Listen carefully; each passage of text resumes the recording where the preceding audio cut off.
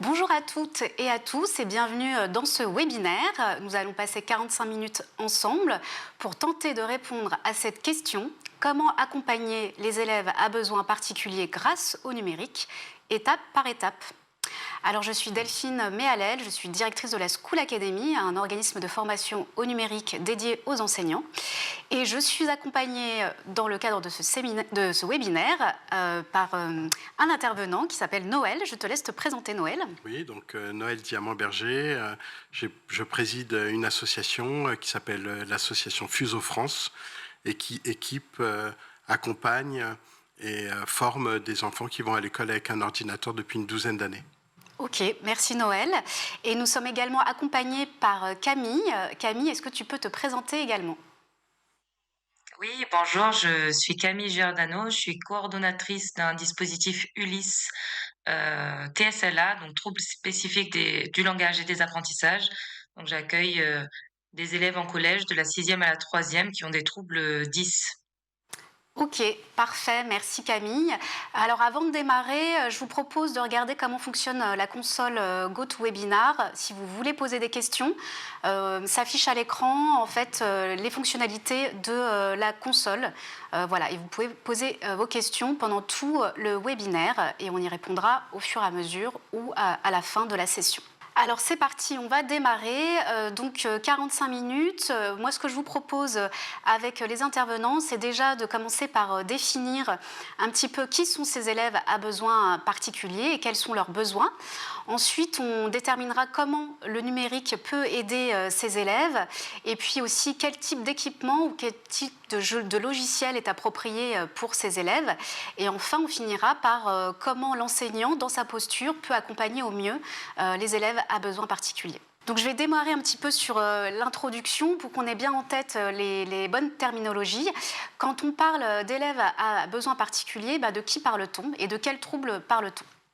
Alors, on parle tout d'abord de troubles de l'apprentissage. Et dans les troubles de l'apprentissage, on retrouve différents troubles. Donc, on connaît les troubles 10, qui sont un peu les plus connus, donc qui concernent la dyslexie, par exemple.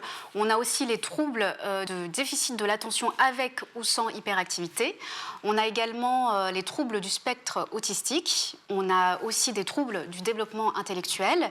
Et puis, on a aussi des élèves en situation de handicap visible ou invisible. Donc, en fait, on regroupe déjà beaucoup de terminologie et de profils dans les élèves à besoins particuliers. Au niveau des chiffres, on estime aujourd'hui que ça concerne à peu près 520 000 élèves. Surtout, ce sont des chiffres qui concernent surtout les élèves en situation de handicap visible ou invisible. C'est un chiffre qui a augmenté et qui a été multiplié par 3 depuis 2006, donc c'est assez impressionnant. Mais c'est justifié notamment par une détection et un diagnostic qui s'est amélioré parce que les professionnels de santé sont de plus en plus formés, parce que aussi les parents sont un peu plus alertés. Voilà, ça ne veut pas dire qu'il y a plus d'élèves en situation de handicap ou qui ont des troubles, mais ils sont davantage repérés. Alors moi, ce que je vous propose, avant que nos intervenants aussi interviennent, c'est un petit sondage. Parce que là, on a vu les chiffres un peu au niveau macro, mais dans la classe, sur une classe effectivement qui concerne 30 élèves, combien d'élèves ont un trouble ou sont en situation de handicap? Je vous laisse répondre à ce sondage et ensuite je vous donnerai la réponse. Noël et Camille, les enseignants ont bien répondu en majorité.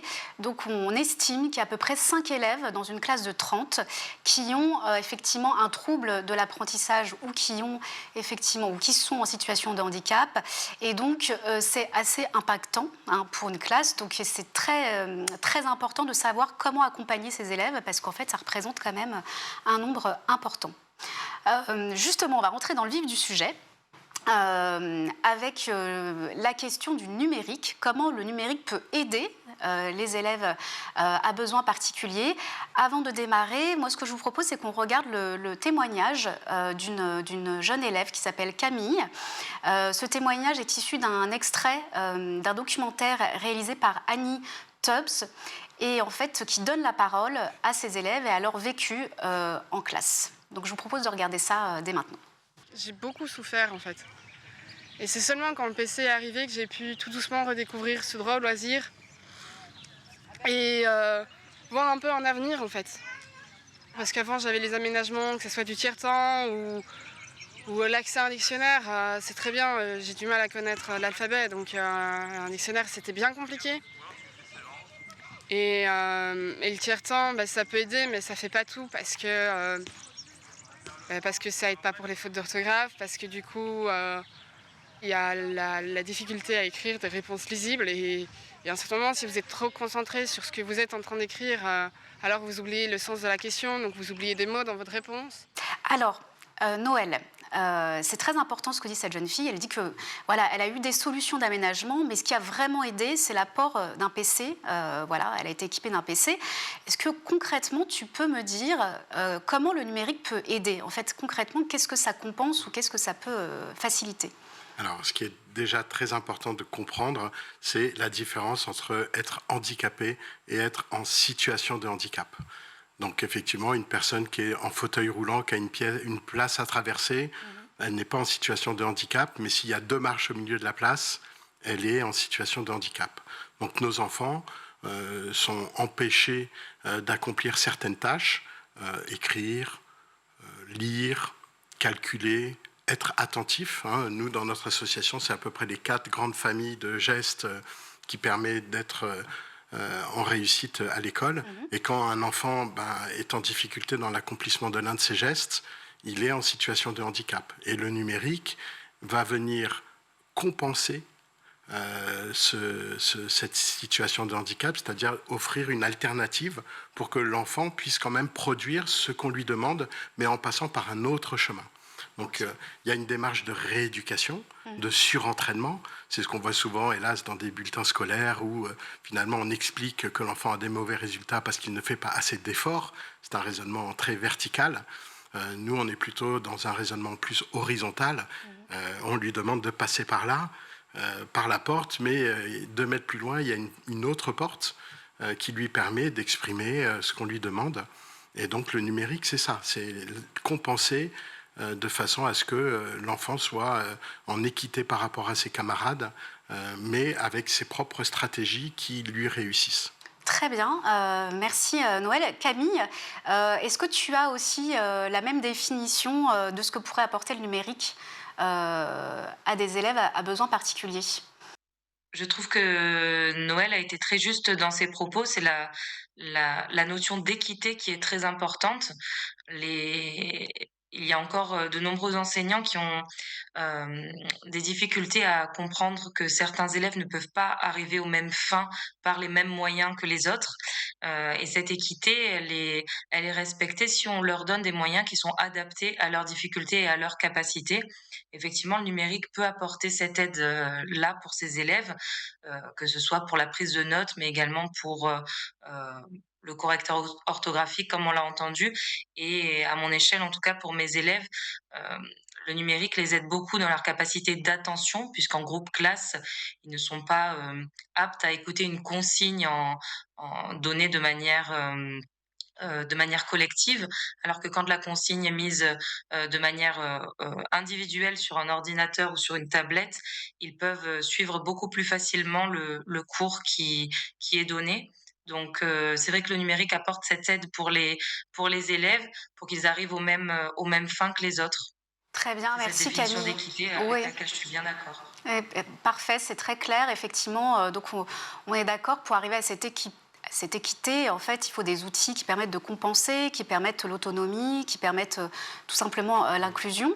Donc, maintenant qu'on sait que le numérique peut aider, moi, ce que j'aimerais vous poser un petit peu comme question, c'est quel est l'équipement le plus adapté, voilà, parce qu'il ne faut pas se tromper non plus. Quelles seraient les spécificités de cet équipement pour un élève à besoin particulier? Alors, nous, dans notre association, c'est un sujet qui est au cœur de notre proposition depuis 12 ans. Donc, on a une veille technologique, on surveille tous les logiciels qui existent. On a des insomniaques qui vont chercher les fonctions cachées de tous les logiciels pour offrir ce que nous, on appelle un cartable numérique. Et donc, on a fait des choix. Le choix d'un ordinateur portable sous Windows, parce que 80% des enseignants travaille sur PC, Windows, et qu'il faut quand même que l'enfant puisse communiquer avec l'enseignant d'une façon très fluide. L'écran doit être tactile, parce que l'enfant, avec un stylet ou avec ses doigts, doit pouvoir naviguer, tracer, zoomer ou dézoomer très facilement. Et puis, nos ordinateurs ont besoin d'avoir un trait d'union avec le monde du papier, qui reste encore très présent dans les classes. Et la question de pouvoir numériser une feuille A4 est au cœur du service que peut rendre un outil numérique. Donc soit effectivement on peut avoir un accessoire, un scanner portable qui permet de numériser du papier pour en faire un objet numérique, soit utiliser un ordinateur qui a 2 caméras et qui permet directement à partir de la machine de pouvoir numériser du papier. D'accord, oui, effectivement. Okay, l'idée c'est vraiment, est-ce que l'ordinateur c'est un accessoire ou c'est une alternative ? La question du numérique, pour nous, elle tourne autour de cette notion-là. C'est une machine à écrire pour produire du texte pour des enfants qui sont en difficulté dans la production, mais que l'enfant doit gérer en plus de tout le reste, de cahiers, des classeurs, des maths ou des sciences, des choses qui sont peut-être un peu plus compliquées ou impossibles à faire avec un simple ordinateur. Et ça ne marche pas. Donc on voit malheureusement des enfants primaires qui sont équipés d'ordinateurs qui ne sont pas tactiles, qui sont lourds, qui n'ont pas d'autonomie.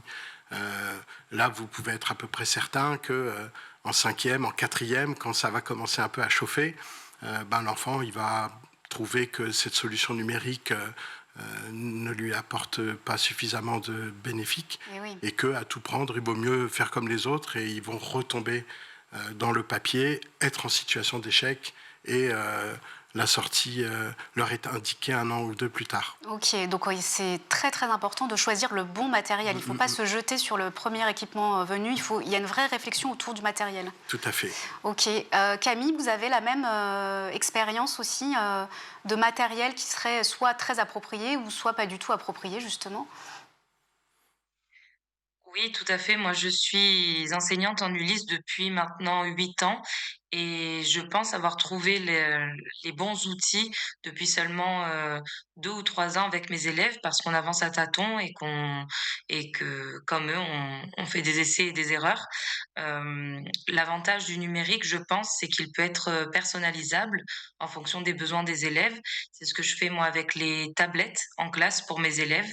Ils ont donc un espace numérique sur School où ils peuvent retrouver des documents qui leur sont dédiés et qui sont adaptés à leurs difficultés et à leurs besoins en fonction des matières et en fonction des cours. Ils peuvent également cliquer sur des liens, avoir des outils d'aide. Donc tout est personnalisable et pour moi c'est vraiment une plus-value très importante par rapport au papier. Ils peuvent naviguer avec des liens hypertextes, avec des applications qui sont adaptées pour réinvestir le travail amorcé en cours, pour ancrer les notions, s'entraîner. Et, euh, et c'est vrai qu'ils sont acteurs de leurs apprentissages puisqu'ils défilent dans ce que j'appelle moi les missions. Ils ont une mission, c'est comme un plan de travail où ils peuvent avancer dans le cours et s'arrêter à tout moment pour avoir des réexplications avec des liens qui les emmènent vers des vidéos, des applications, des jeux qui peuvent les aider à réinvestir les notions qui ont été abordées. Et c'est une réelle plus-value, le fait de pouvoir justement individualiser les parcours et personnaliser les apprentissages pour les élèves. Très bien, oui, effectivement, c'est ce qu'on disait sur la notion d'autonomie. Pour l'enseignant, avec l'équipement, on peut personnaliser des parcours en fonction de la typologie d'élèves et ça permet de ne pas solliciter toujours l'aide de l'enseignant parce qu'on sait que ça ne va pas marcher dans le temps, ce genre de pratique. Donc ça, c'est vraiment important. Justement, on a parlé des applications, un petit peu d'applications avec Camille. Est-ce que toi, Noël, tu as une idée? Est-ce que tu veux mettre en valeur des applications? Je sais qu'il y a des enseignants qui nous regardent. Et voilà, si on devait choisir des applications un peu phares et essentielles pour commencer, on va dire, à donner des conseils aux élèves aussi pour qu'ils puissent travailler en autonomie. Alors déjà, il faut bien comprendre la complémentarité de la démarche de Camille et de celle de l'association Fuseau France. dans une classe numérique où l'enseignant est engagé dans la mise en place d'outils destinés à ses élèves, on peut mettre en place des choses absolument extraordinaires. Dans le cas de notre association, nos enfants sont des élèves qui vont à l'école avec un ordinateur en classe ordinaire, oui. dans des classes où il n'y a pas forcément du numérique, où les profs ne sont pas forcément ni formés ni équipés. Et donc, c'est vrai que c'est deux démarches qui sont complètement différentes. C'est vrai, c'est deux dispositifs très, très différents, ouais, bien donc, sûr. Nous, c'est vrai qu'on s'est spécialisé dans la bureautique appliquée aux besoins d'un élève qui va à l'école en classe ordinaire et qu'on a défini un référentiel pédagogique autour de l'usage du numérique appliqué à ces besoins-là.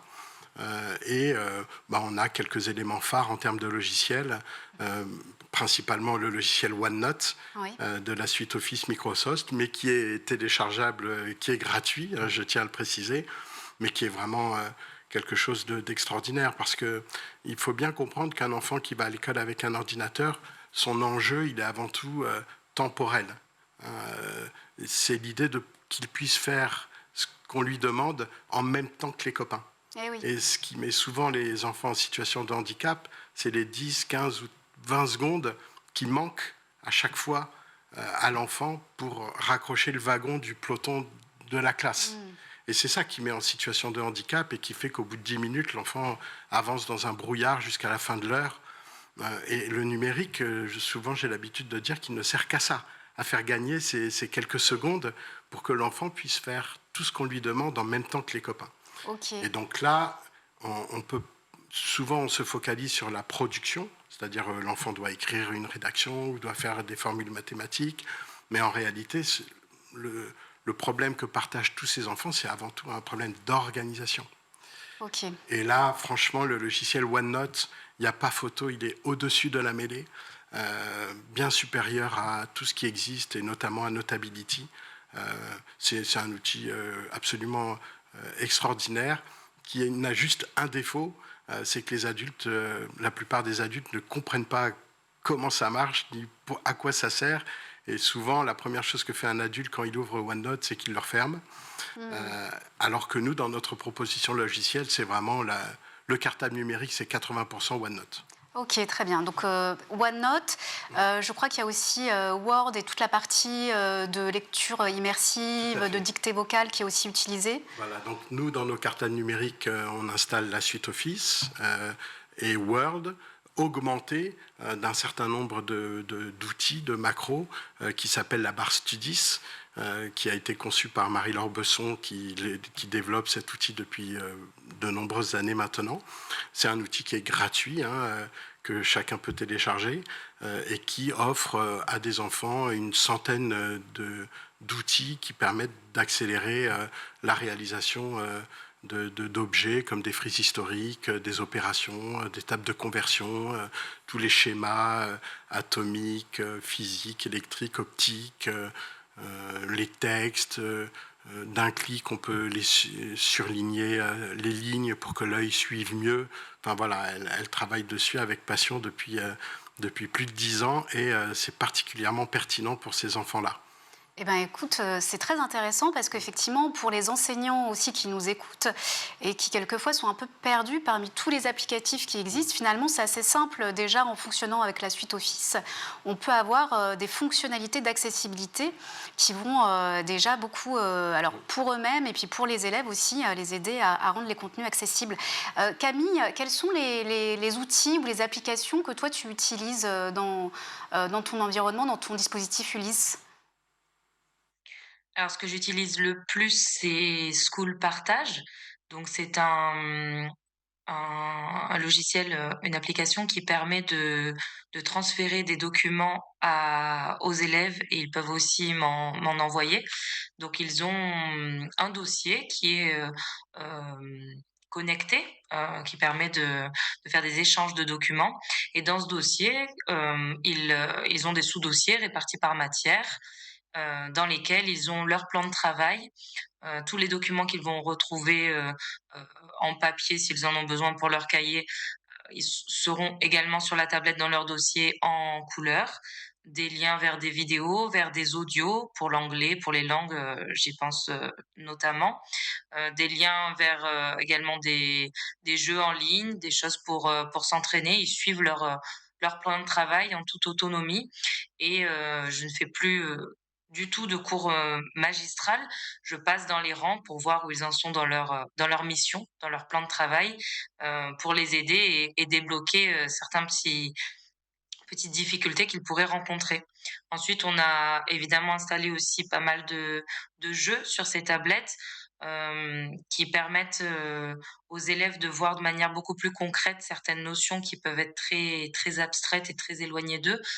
Je pense notamment il y a une application qui s'appelle les dés probabilités où on voit, directement les dés se lancer, des graphiques, se créer avec le nombre de fois où le dé est tombé sur le 1, le 2, le 3, et cetera, voir la fréquence d'apparition, des choses qui sont très visuelles et qui peuvent être difficiles à mettre en place en classe, en groupe classe. Parce qu'encore une fois, avec 2 dés, mettre toute la classe autour de la table pour voir sur combien les dés vont tomber, c'est plus compliqué. Là, c'est très animé et très visuel pour eux. Donc il y a beaucoup d'applications qui existent, et qu'on a installées comme ça. Ils suivent, en autonomie leur plan de travail et et retrouvent les jeux ou les applications qui sont installées pour pouvoir, suivre, suivre la mission et avancer dans le cours. Et moi, je passe pour réguler ou enlever certains blocages lorsqu'ils, en ont besoin. Merci Camille. Donc ce que je comprends, c'est que finalement les outils servent à compenser déjà les difficultés de lecture ou d'écriture, mais ça sert aussi beaucoup à la structuration, à l'organisation et à tout cet aspect de temporalité dont tu nous parlais. Puis il y a aussi effectivement l'aspect visuel qui permet aussi peut-être de plus se concentrer ou d'avoir aussi des supports qui permettent l'intérêt et la focalisation sur un sujet. C'est très intéressant. Donc, on sait qu'on a on a notre équipement qui est parfait, on a nos logiciels qui sont installés. Est-ce que ça suffit, Noël? Eh bien, il faut savoir s'en servir. Et- Si je dis par exemple aux enseignants qui nous écoutent que sur leur ordinateur, en cliquant sur la touche Windows et la lettre H, ils peuvent parler et que leur ordinateur va écrire sans faute du texte, ou qu'en faisant Alt plus, on va pouvoir faire des fractions en 2 minutes avec un clavier. Voilà, c'est des informations souvent, malheureusement, que les adultes ne connaissent pas parce qu'on a tous appris sur le tard, hein, les gens de notre génération. Même moi, je ne les connaissais pas. Donc, Tout à fait. voilà. Mais dans notre association, voilà, il y a une petite frontière. Ceux qui sont nés après l'an 2000 ont quand même un rapport au numérique qui est différent de ceux qui sont nés avant. Et c'est aussi une difficulté. Hein, c'est que les adultes, et le sachant qu'est l'enseignant, il arrive avec ses connaissances, mais elles sont très insuffisantes en fait.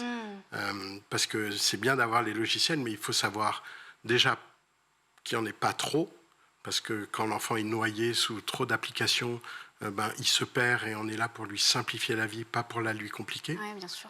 Et puis, il faut savoir exploiter dans chaque une de ces applications les fonctionnalités qui sont essentielles. On parlait des logiciels nécessaires. Je peux citer aussi PDF Exchange Editor, qui est gratuit, qui a une fonction machine à écrire. Donc, on peut ouvrir un PDF, rajouter des réponses, des flèches, des cercles. On peut sélectionner du texte, les copier, les coller. Quand on installe PDF Exchange Editor, il n'y a pas de lecteur, mais il est caché. Il faut juste aller modifier la barre d'outils pour aller récupérer l'outil lecture. Donc l'enfant peut sélectionner la consigne et l'entendre, ce qui est vraiment le vecteur auditif qui est celui qui marche le mieux, souvent chez ces enfants qui ont des troubles du neurodéveloppement. Et oui, mais donc ça veut dire qu'il faut à la fois former les enseignants, et il faut aussi accompagner les élèves dans la prise en main de ces outils ou de ces équipements. Alors, quel que soit l'outil, si Ouais. on n'apprend pas un moment à s'en servir, ils ne servent à rien, effectivement. Alors, nous, comme je le disais tout à l'heure, on est dans une logique où on forme les enfants et on laisse l'enseignant faire son travail d'enseignant parce qu'il a une classe à gérer. Donc, nous, on n'a pas besoin que l'enseignant ait des compétences particulières, juste de la bienveillance à accepter que l'enfant utilise le matériel qui a été prescrit. Et c'est l'enfant qu'on forme au maniement de ces outils. Et une chose qui est très importante aussi dans le matériel et dans les logiciels, c'est que nous, on a toujours fait le choix d'offrir à l'enfant du matériel et des logiciels qu'il va retrouver pendant tout son parcours. Et oui, il y a une continuité. Le collège, le lycée, les stages en entreprise, les études supérieures, le monde du travail. Et là, voilà, on est en France, 90% des ordinateurs sont des PC sous Windows. C'est aussi ce qui nous renforce à éviter les outils qui sont trop spécifiques dans lesquels l'enfant va s'investir et puis qui, à un moment, ne vont plus lui servir. Oui, oui. Et puis, il y a l'idée qu'il puisse aussi passer d'un ordinateur à l'autre. Si jamais il doit se retrouver devant un ordinateur qu'il ne connaît pas, il a un environnement qu'il maîtrise. Qu'il maîtrise déjà. Et ça fait vraiment partie des choses importantes dans nos choix. Très bien, c'est très clair. Je reprécise que vous pouvez poser vos questions si vous voulez avoir plus de détails sur un des points qu'on a évoqués. En attendant, Camille, toi de ton côté, pour rebondir sur les propos de Noël, comment tu gères l'accompagnement aux outils numériques? Est-ce que tu en fais un temps circonscrit de formation? Comment ça se passe? Et puis même toi, comment tu as été formée par exemple?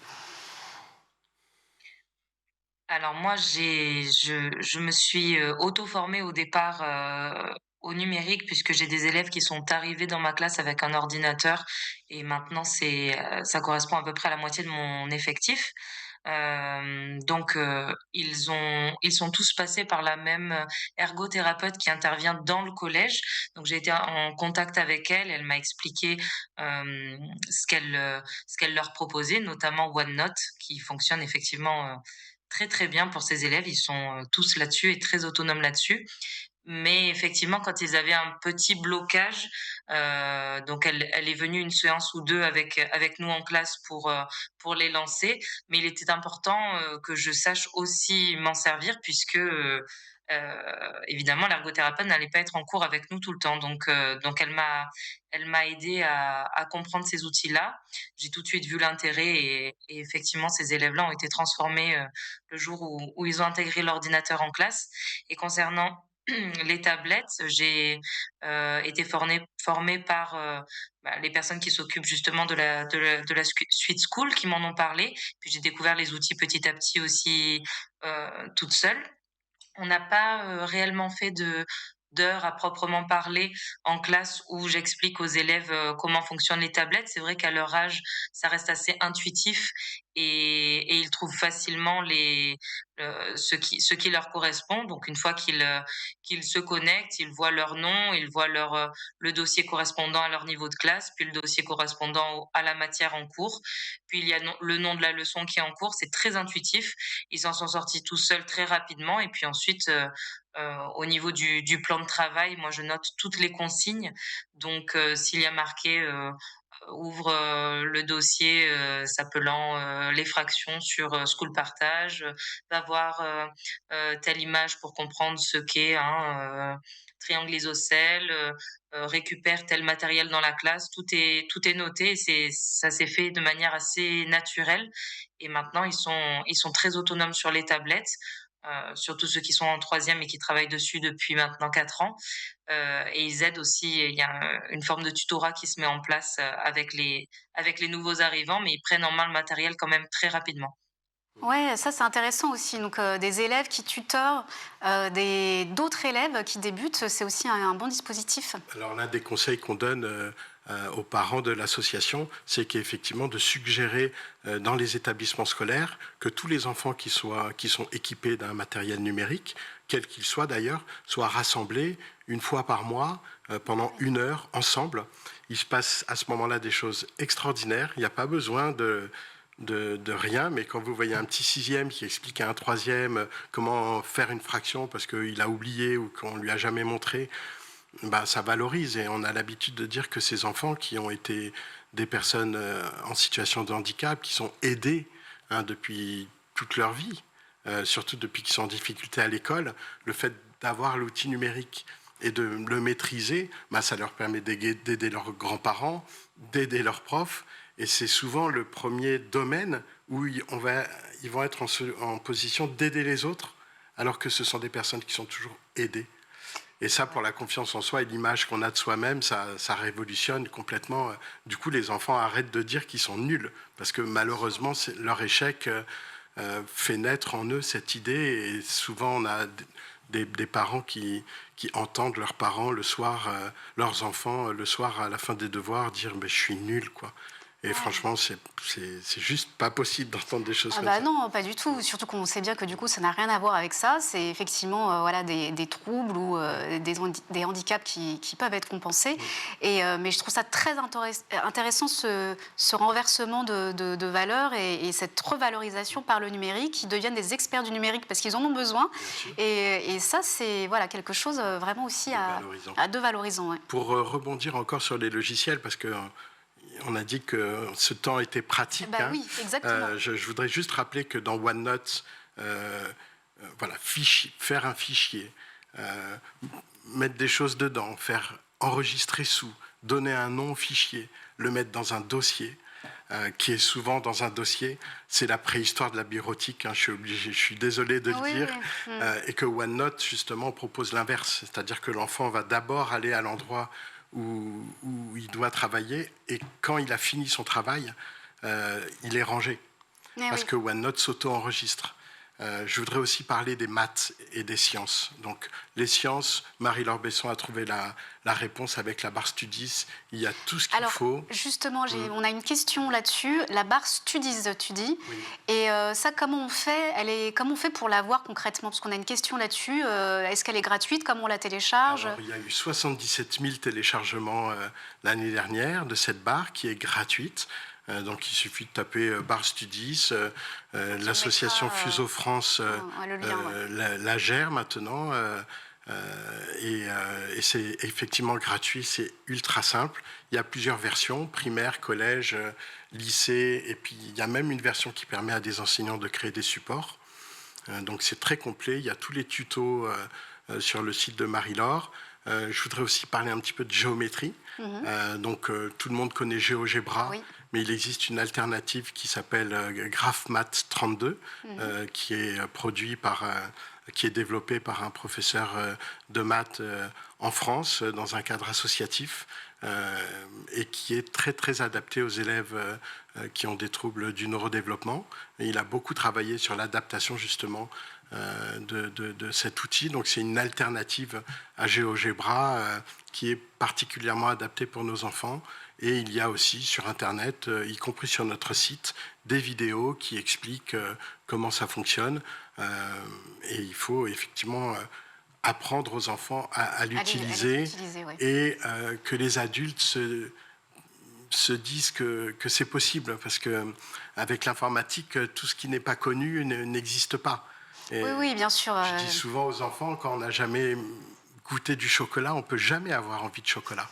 Et quand on ne sait pas qu'un outil dans un logiciel existe, eh ben on n'éprouve pas le besoin. On pense que ça n'existe pas, donc on sort son cahier. Et je voudrais vraiment dire à tous qu'avec l'ordinateur, on peut tout faire.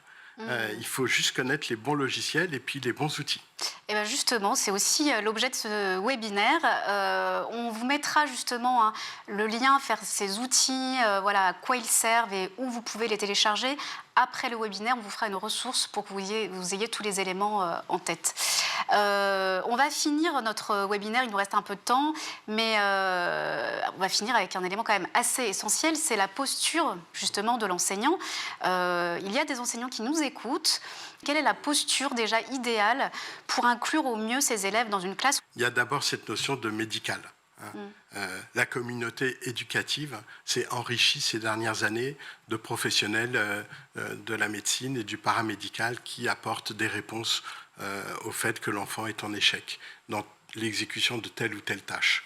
Donc il faut accueillir tout ce qui relève du médical, du diagnostic, des préconisations avec bienveillance, chacun son travail. Il y a les parents, il y a les soignants et il y a les enseignants. C'est maintenant la communauté éducative, elle doit tenir compte de ça. L'ordinateur est un geste médical dans notre association. Il est prescrit ou indiqué par une ergothérapeute ou une orthophoniste.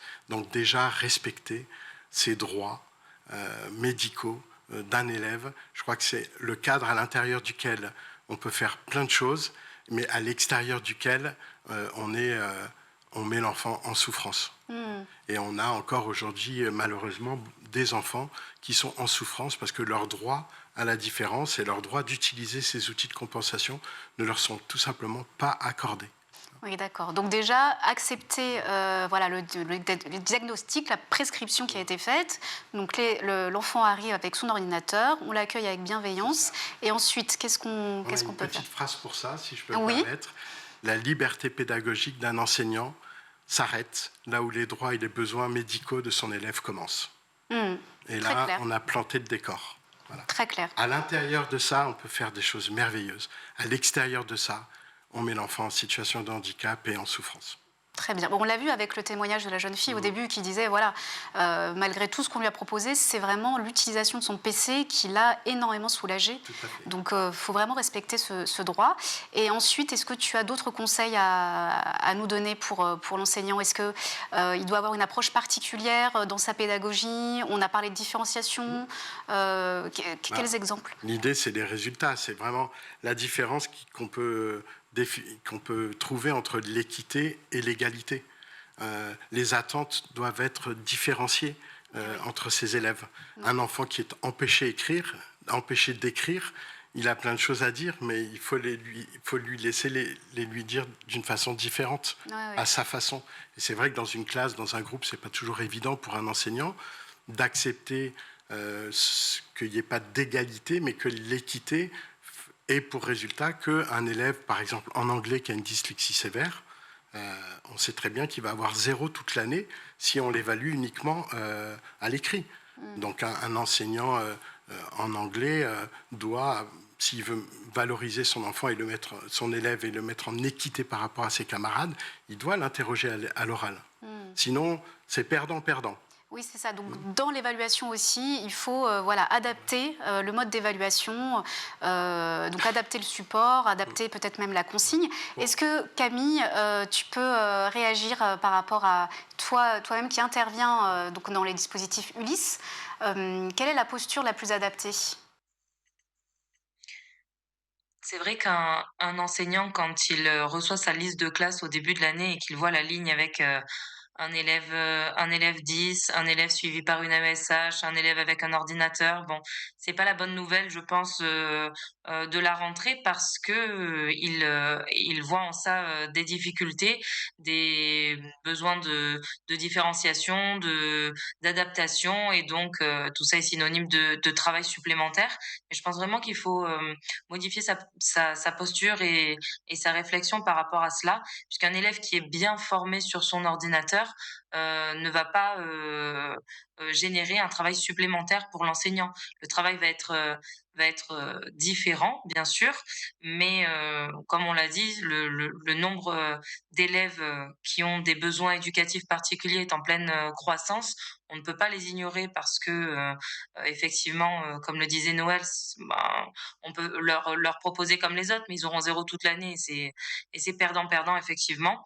Donc il faut, je pense, accepter ces différences-là et les outils qui entrent en classe, et notamment l'ordinateur, puisque, encore une fois, un élève qui est accompagné, moi, dans mon collège, les élèves qui qui intègrent l'ordinateur sont tous passés par une ergothérapeute et par une formation qui leur permet d'être autonomes sur l'ordinateur.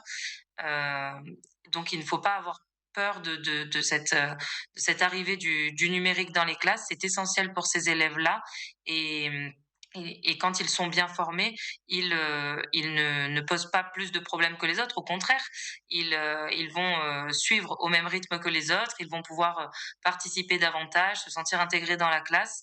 Donc c'est vraiment une plus-value finalement pour les élèves et pour les enseignants. Bien sûr, je pense qu'un temps de formation pour les enseignants est aussi essentiel pour savoir comment adapter les supports et comment proposer des supports qui soient le au plus proche des besoins des élèves qui utilisent ce numérique-là. Donc un temps de formation est essentiel, mais au final, quand tout le monde est formé et que tout le monde est que les élèves sont autonomes sur leurs outils et que les enseignants savent proposer des supports adaptés, les cours se passent beaucoup mieux. Les élèves qui ont des troubles de l'attention sont beaucoup plus attentifs. Ils réussissent à prendre leurs cours comme les autres et à suivre le cours comme les autres. Donc je pense que c'est une réelle, plus-value pour tout le monde. Eh bien, merci Camille. Justement, je vous propose de regarder un deuxième extrait d'un jeune homme, justement, voilà, qui nous parle un petit peu de ses ambitions et de ses espoirs, parce que c'est aussi bien de voir qu'il y a des parcours, justement, d'élèves qui ont été équipés et qui se projettent plutôt favorablement dans l'avenir. Donc, l'extrait du documentaire Ma place dans ce monde, réalisé par Annie Tubbs. Moi, quand j'étais en maternelle, jusqu'au CO2, en fait, on me harcelait, on disait que j'allais rien réussir, que j'étais nul, j'étais vraiment feignant. Et du coup, c'était difficile à vivre. Hein. Même la directrice, elle avait juste abandonné. Les profs, ils voulaient plus de moi, ils m'ont dépassé de classe, ils m'ont jamais voulu me garder. Au bout d'un moment, on a capitulé, on m'a bougé dans une autre école. Et là, en CM1, la prof, elle s'est rendue compte qu'il y avait quelque chose qui allait pas, elle a enfin pu le voir. Du coup, on a fait les tests, on a tout testé. Et c'est là qu'on a pu découvrir que j'étais dyspraxique, dysgraphique, TDAH. Et du coup, là, ça a changé, hein, ça a changé la vision. Je me rendais compte que j'étais pas feignant, vu que je pouvais pas. Ça change vraiment la vie.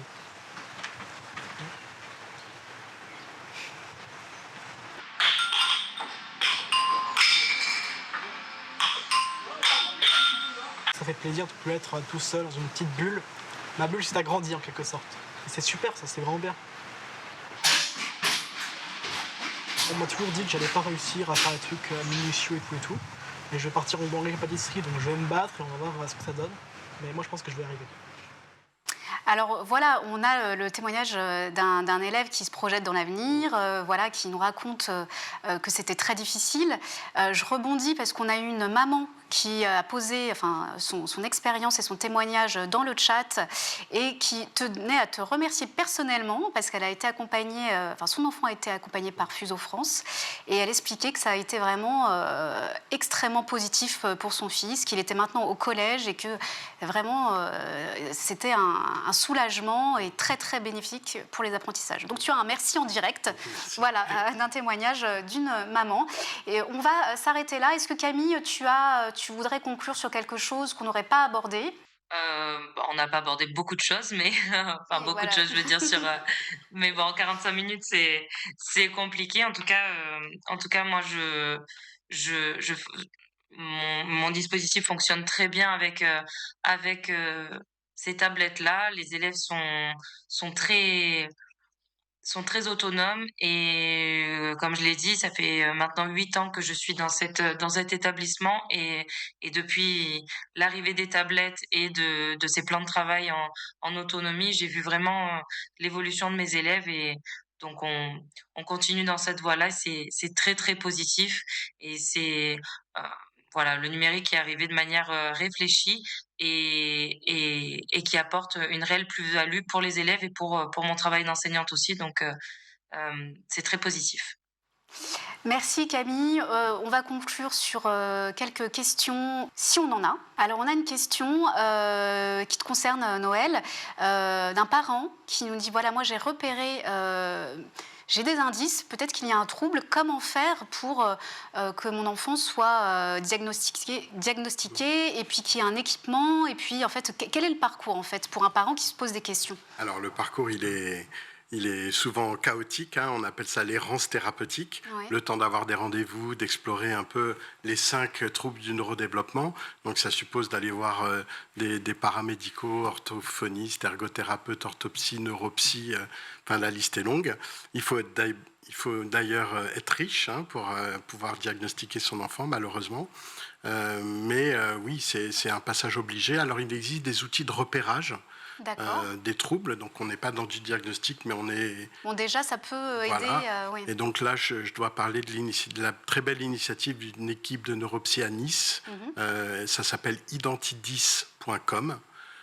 Et là, il y a un questionnaire en ligne que les parents remplissent et qui permet d'explorer ces 5 troubles du neurodéveloppement et de voir s'il y a lieu d'investiguer dans lieu en fonction des résultats. Et sur ce site, il y a un guide. C'est surtout ça la richesse de cette initiative. C'est qu'en fonction des résultats, il y a effectivement les marches à suivre en fonction des résultats obtenus. Mais voilà, j'ai envie de dire que si l'enfant est en échec quelque part, c'est qu'il y a une raison. Et effectivement, j'invite les parents et les enseignants à ne pas lâcher l'affaire et à toujours aller chercher pourquoi. Quelque chose qui paraît simple, cet enfant n'arrive pas à le faire. Et ça me permet de rappeler le slogan de notre association, « Aucun enfant ne se lève le matin pour échouer dans ce qu'il entreprend ». Ça n'existe pas. L'enfant, il veut des bonnes notes, il veut faire plaisir à ses enseignants, il veut faire plaisir à ses parents. Donc s'il y a un problème, s'il est en échec, il faut chercher jusqu'à ce qu'on trouve, même si ça prend du temps. Très bien. De toute façon, on vous fournira la ressource de ce guide qui détaille bien les étapes du parcours. On a une dernière question. Peut-être Camille, tu peux répondre. Un enseignant de SECPA qui nous dit, est-ce qu'il y a un outil que vous me conseilleriez sur la différenciation? Est-ce qu'il y a un outil qui fonctionne le plus possible, qui serait le plus simple possible pour différencier les élèves? Enfin, les élèves. Différencier les parcours plutôt.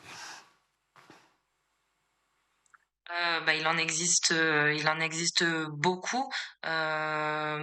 J'ai pas de logiciel en tête qui servent à différencier les parcours sur un même cours, mais les logiciels en eux-mêmes le permettent. C'est-à-dire que le simple fait que les élèves puissent avancer à leur rythme sur un cours, c'est une manière de différencier. C'est-à-dire qu'au lieu d'avoir un cours magistral où le cours est écrit au tableau, et puis quand on a fini, on doit passer aux exercices et le professeur efface le tableau. Le fait qu'ils soient chacun sur leur ordinateur et qu'ils puissent suivre le cours à leur rythme, c'est déjà un mode de différenciation. Et puis tous les logiciels permettent des niveaux différents. Donc voilà, il y a par exemple un logiciel qui s'appelle Equation Game qui commence au niveau 1 où il y a des équations très simples à réaliser, x plus 3 égale 5 par exemple, et puis on passe de niveau en niveau, et puis les élèves qui ont des difficultés s'entraînent sur le niveau 1, il y a une infinité d'exercices sur le niveau 1 jusqu'à ce qu'ils le maîtrisent avant de passer au niveau 2 par exemple. Très bien, voilà, ça donne déjà un exemple, mais ce qu'on peut retenir, c'est que de toute façon, on peut rester simple sur les applications pour démarrer. Si on est un enseignant qui débute un petit peu dans l'usage du numérique, de rester vraiment sur la suite Office et puis les quelques logiciels dont on a parlé, ça sera déjà très bien. Et on est à leur disposition. Et vous êtes à leur disposition, Absolument. Exactement. Merci Parce que Noël. l'accompagnement, c'est aussi important que l'outil, c'est aussi important que de le maîtriser. Et c'est vrai que si un enfant est bloqué, il faut qu'il puisse avoir un interlocuteur qui va l'aider. Et c'est notamment pourquoi dans notre association, on a une assistance téléphonique qui fonctionne 7 jours sur 7 jusqu'à 21h le soir, parce que demain il y a école et qu'un problème doit être réglé de suite. C'est parfait. Merci Noël pour tous ces détails. Merci Camille. Je rappelle que les extraits du documentaire que vous avez vu sont issus justement de Ma place dans ce monde, réalisé par Annie Tubbs. Ça passe demain à la School TV à 8h. Donc voilà, et ça dure 30 minutes et c'est vraiment passionnant. Voilà, il faut s'intéresser au discours des élèves avant tout. Voilà, on en a fini. Merci à vous deux et c'était passionnant. Voilà, merci aux participants de ce webinaire et merci pour les questions. Au revoir.